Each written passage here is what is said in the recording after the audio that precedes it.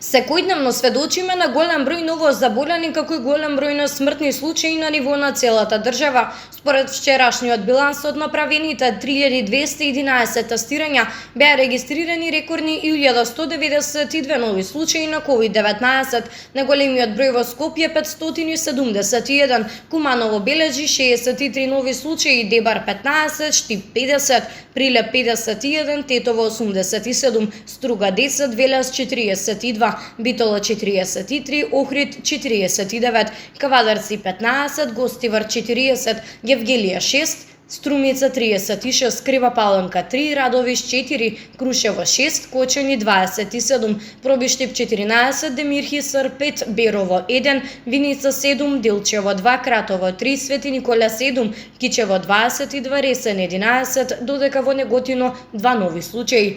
Починаа 22 лица, 8 пациенти од Скопје, 20 од Штип, 1 од Прилеп, 20 од Тетово, 20 од Велес, 20 пациенти од Битола и 20 од Охрид, 1 пациент од Гостивар, 1 од Крушево и 1 пациент од Пехчево.